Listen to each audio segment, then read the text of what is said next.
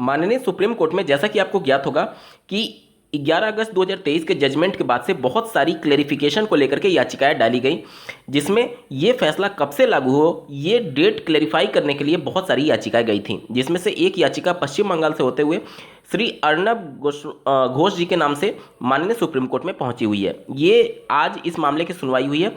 Shri Aniruddha Bose honourable justice के bench में इस केस को लिस्ट किया गया था, लेकिन ऑनरेबल जस्टिस अनिरुद्ध बोस ने आज की सुनवाई में ये कहा कि जो 11 तारीख का जजमेंट है वो लिखा गया है ऑनरेबल जस्टिस सुधांशु धूलिया जी के द्वारा, और इसलिए उन्होंने आज ये ऑर्डर दिया है एक तरीके से ऑनरेबल सुप्रीम कोर्ट के जो चीफ जस्टिस ऑफ इंडिया हैं उनको मतलब कि उनके पास इस केस को ट्रांसफ़र किया गया है कि रजिस्ट्री के माध्यम से इस केस को एप्रोप्रिएट बेंच के पास शिफ्ट किया जाए।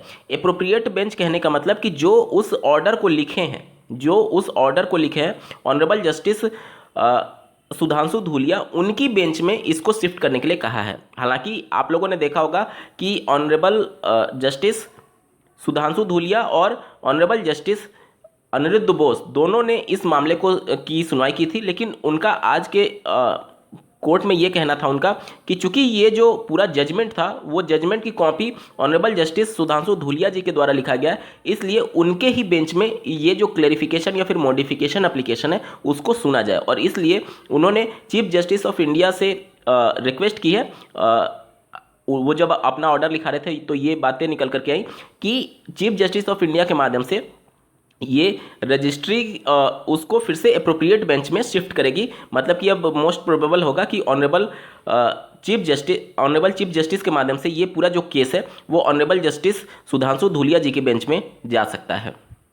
आज इतना ही हुआ है क्लेरिफिकेशन वाले मामले में। NIOS DLED को लेकर के बहुत ज़्यादा चीज़ें पैनिक हो चुकी हैं, क्योंकि जो सुबह ऑनरेबल सुप्रीम कोर्ट में जो जजमेंट सुनाया जाता है ओरली जो सुनाया जाता है उसमें उन्होंने केस को डिसमिस करने की बात कही थी। अब उसकी वजह से कन्फ्यूजन ये क्रिएट हो गया कि चूंकि उत्तराखंड हाईकोर्ट का जो फैसला था वह NIOS DLED के फेवर में था और उसके अगेंस्ट में जाकर के सुप्रीम कोर्ट में याचिका गई थी, यानी कि वो पिटीशन सुप्रीम कोर्ट में थी।